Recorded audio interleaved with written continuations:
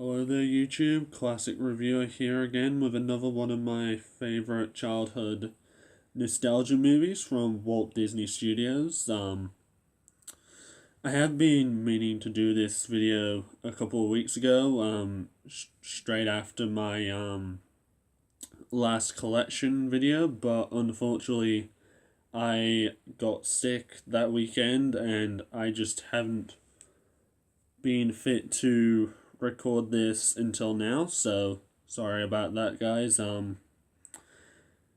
So today's video I'm going to be talking about my all-time favorite Disney movie of all time. It's a movie from the 1980s. It came out in 1988. And it's the only movie, not just Walt Disney movie, but movie in general, that stars singer, one of my favorite singers, Billy Joel in. That's a massive hint, and yeah, it is the movie that takes directly from the 1968 movie Oliver, which is based on Charles Dickens' Oliver Twist, is of course Oliver and Company. Love this movie. Such a great movie. And yeah, so I'll introduce you to the main cast. So we got Joey Lawrence here as Oliver. We've got Billy Joel playing Dodger here. Then we've got Cheech Marin, who also stars in Lion King. He's one of the three hyenas in Lion King. Ed, I think it is. I don't know. I can't remember. It's been a while. So Cheech Marin as Tito. And then we've got Roscoe Lee Brown as Francis here. Then we got Richard Morgan as Einstein here. And we have Cheryl Lee Ralph here playing as Rita. So just quickly show off. Lady. You stay there. Yep. My disc, and this is just a little promotional showing all the different classics in this sort of collection. So yeah, that's my copy of Oliver and Company, and basically it's just an amazing movie, start to finish it is. Starts off with Oliver being in a box, put up for adoption, though reasons never made clear why. Like, maybe he's in like some maybe he was in some cat shelter and they can't afford to keep the shelter anymore, or he was just chucked out onto the street with a few other cats. I think there's about 5 or 6 in total. And slowly but surely, as the other cats are all chosen and whatever, he's the last one left. And basically one stormy night, the kitty box that they've all been kept in is basically destroyed by the rainwater and that. So Oliver is basically left abandoned to fend for himself in the city of New York. Around I forget what street. It's made a little bit clearer in the movie, but I can't exactly remember right now. So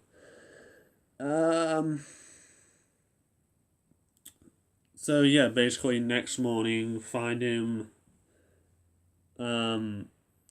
Basically the action picks up where he is attempting to basically just look around, like search his surroundings and basically like just find himself a home, and yeah, shortly he encounters this guy who's selling hot dogs, who basically doesn't take kindly to Oliver because he just assumes that Oliver's there to take his sausages, like take his wears in that, so basically he ends up throwing the cat around. And this is where he runs into Dodger, who pretty much manipulates him into getting the into getting the sausages so he can feed himself and his friends, basically, and Oliver being a young, naive kid, just like in Charles Dickens' book. Great book, by the way. I haven't read that in years, but I remember it was good. Pretty much kind of like how Pinocchio was used in Pinocchio. Obviously, he was naive. He was manipulated into doing things that he shouldn't have done, but at the end of the day, then basically Oliver chases after Dodger because he realizes how Dodger cheated him out of the sausages, and basically tracks him back to the docks area where Oliver Dodger, Francis, Rita, Tito, Einstein, and their master Fagin all living. Pretty much Dodger goes back, tries to sell to the others that he was like in this like massive fight with some terrible creature, but then Oliver falls in and they kind of realize that Dodger was just, talking the talk, just to sound more impressive, like one of those showing off people, which I suppose is them. Just trying to remember if that's what his character was like in the book. Sorry, guys, it's just been so long since I read it. I'm pretty sure that's how his character was, so it makes sense. Sorry about that. So yeah, pretty much straight after that, Fagin walks in, and who has borrowed money off this mob boss to buy the houseboat that him and his gang are living in, and unfortunately he doesn't have the money or any items to pay back Sykes, which pretty much puts him in a dilemma. It does when Sykes turns up.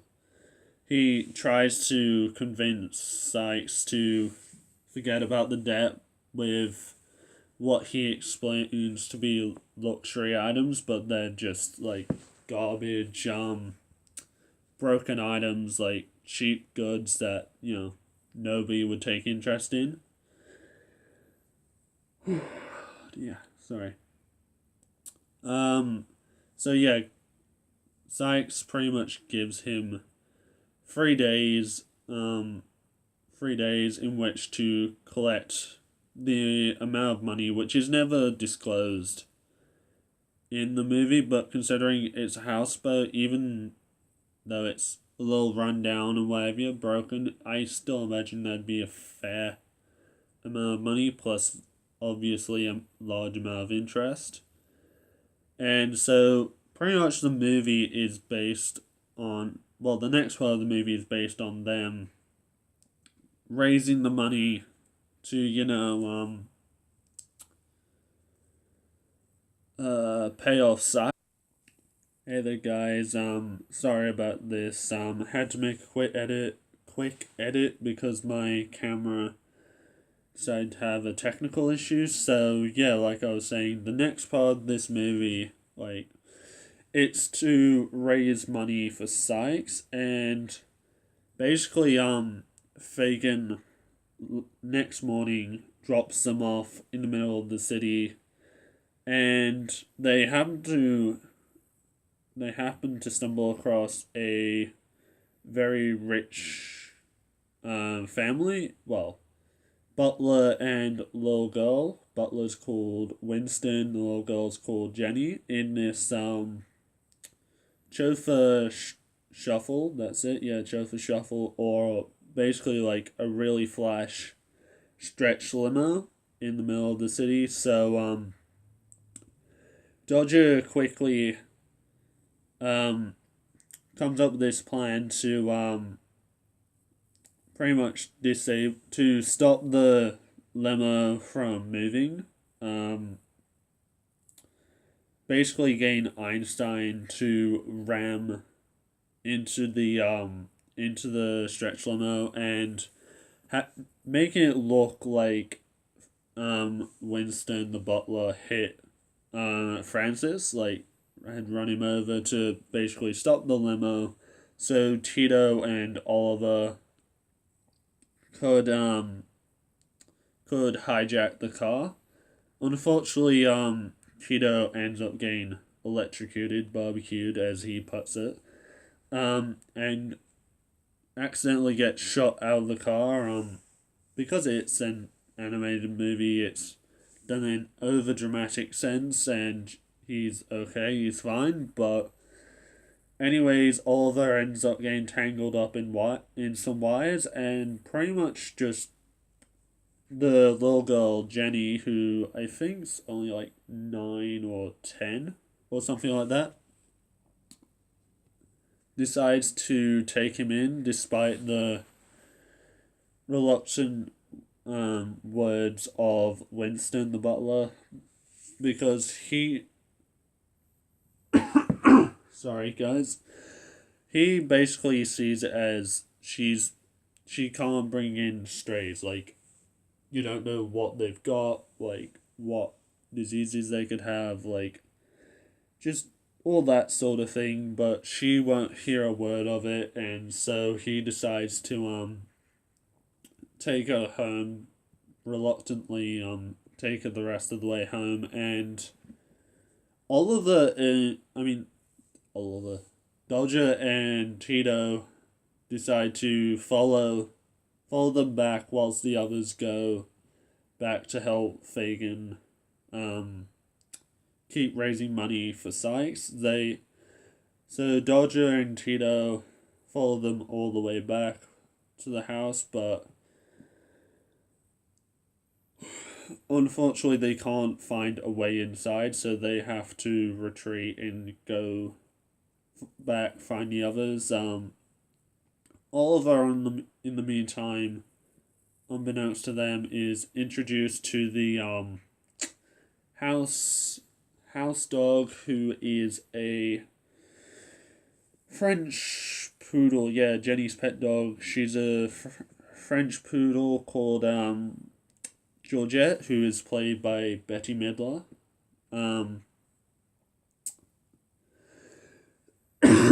Yeah, Bette Midler, who is, I've heard, an amazing old Hollywood actress. Haven't seen any of her movies besides her role in Oliver and Company, so like any standard French poodle, Georgette is very offended that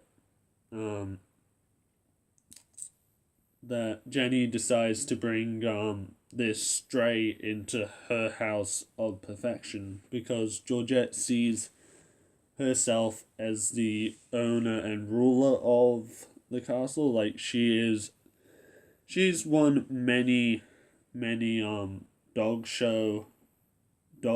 Olympic stuff, so she's very much up herself.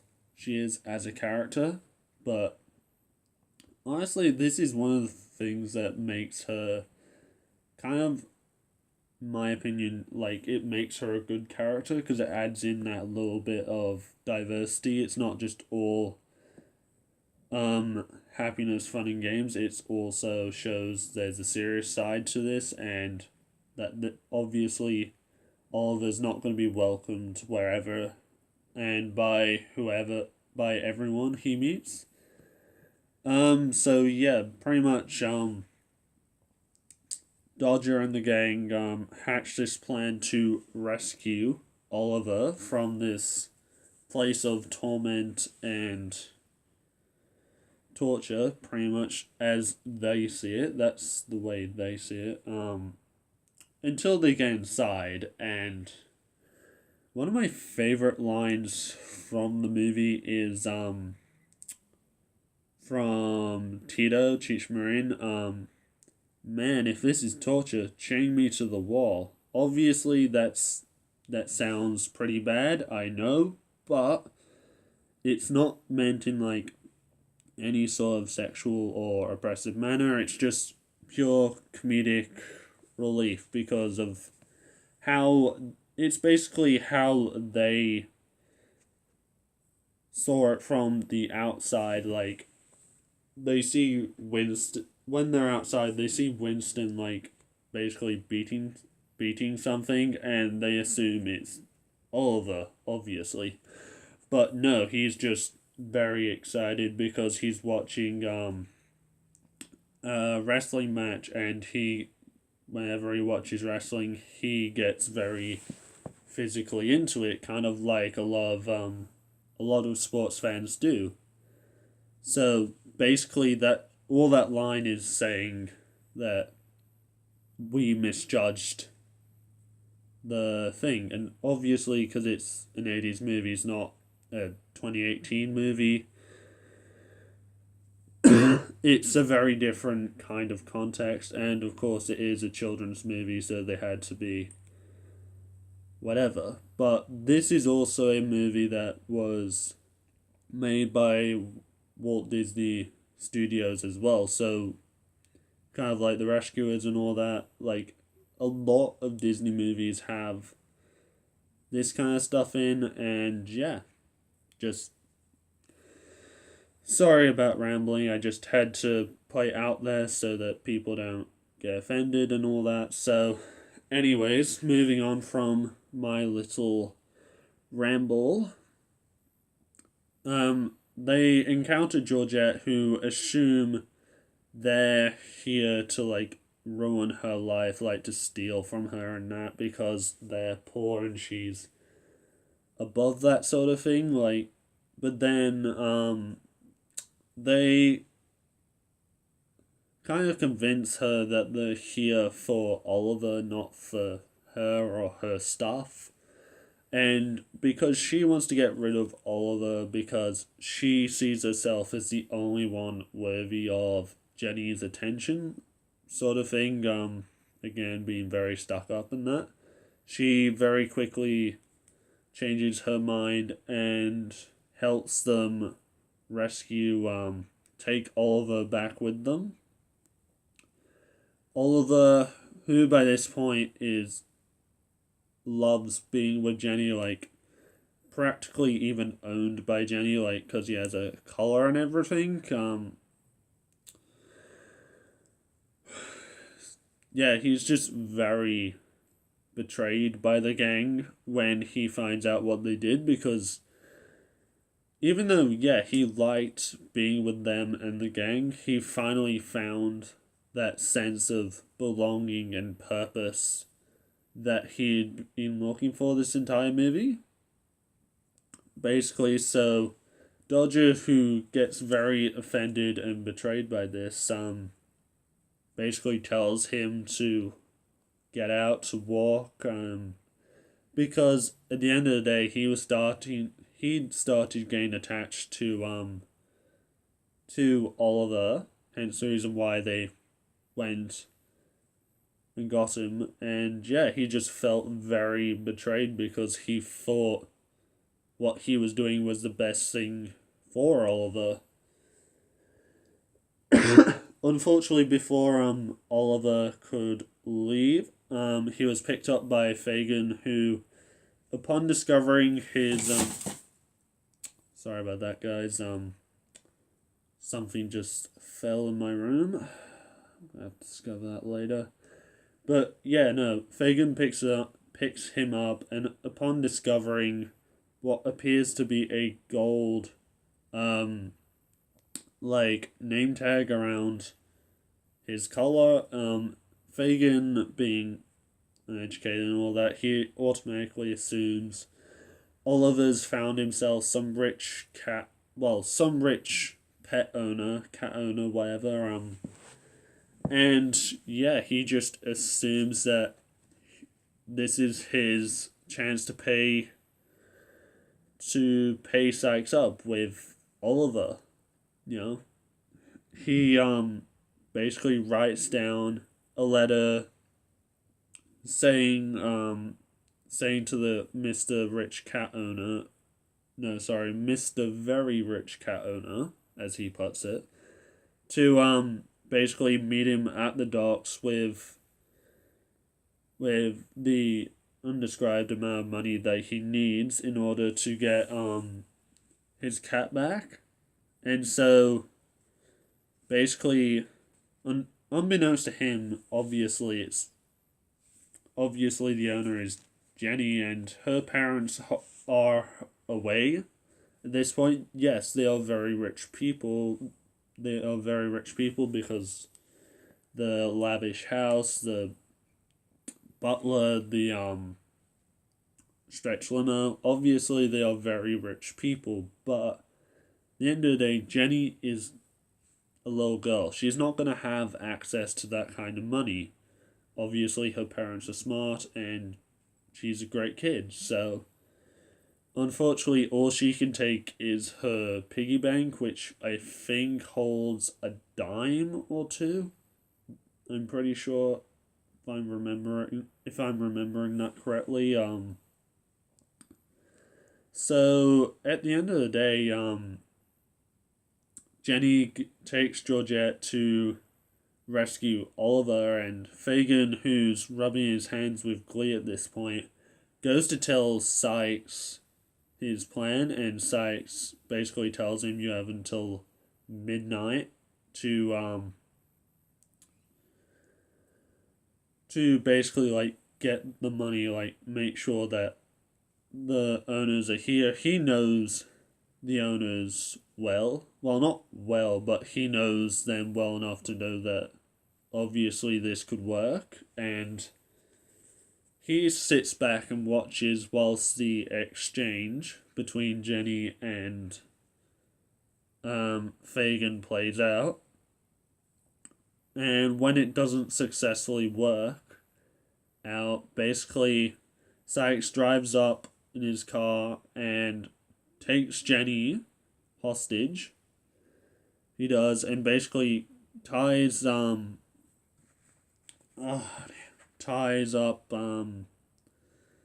Fagin, and basically tells him as long as he keeps his mouth shut about the whole kidnapping thing, then their debt is done. So Fagin now has what he wants. He didn't have to pay anything for it. He just has to keep his mouth shut.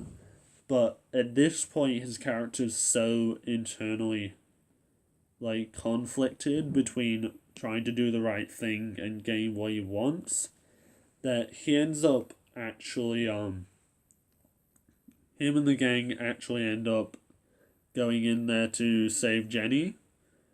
They do, and pretty much Sykes just, who at this point has had enough of Fagin and his gang interfering, so basically he sends first of all his two dogs, Roscoe and DeSoto, sorry. They are I forget what kind of dogs they are. They're big, mean, fighting kind of dogs. Sorry, I can't remember exactly, but then, yeah, once they escape, he drives after them, and at this point, he's just mad. He's just completely crazy. He chases them down into a subway tunnel, like metro train subway, and yeah, basically chases after them across the Golden Gate Bridge, I believe it is. Correct me if I'm wrong on that. I'm not that good on my New York geography, but yeah, like, at the end of the day, he ends up running into a train because, that's how he goes, and yeah, Fagin and the gang escape. thank goodness. And then,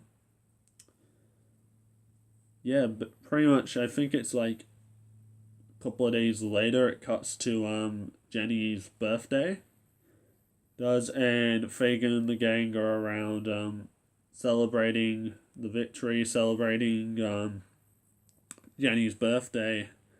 And pretty much at this point, Dodger and the gang have accepted that Oliver wants to be with Jenny, wants to stay around with her, but Dodger says to him, like, if there's any time you want, if there's at any point, like, you need a place to stay, the gang's always open for you.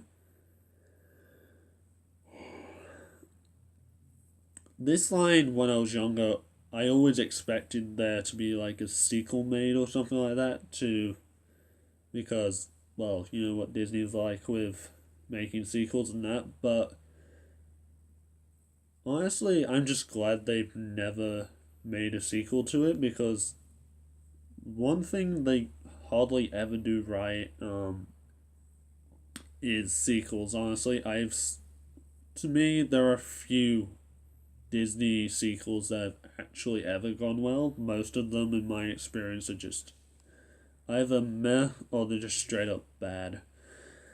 But yeah, so that is my review of Oliver and Company. I have missed out a few points, like a few of the minor points here and there.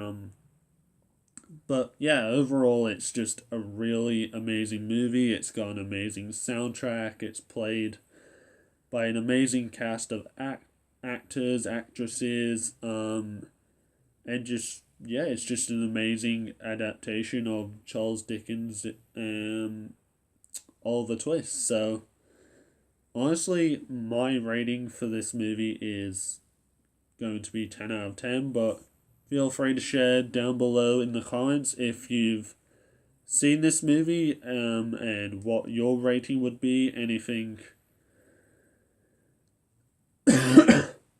that I missed out, and just, yeah.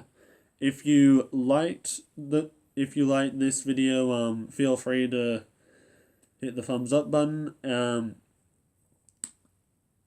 Comment down below any thoughts or feelings you have towards this movie. Feel free to write down any suggestions in the comments below, and if you enjoyed this video and or my other videos, feel free to hit that subscribe button. It really helps out this small community grow, and just, yeah, I'd love to hear your feedback. Okay, hope you guys having a good day, evening, wherever you guys are. See you later. Bye.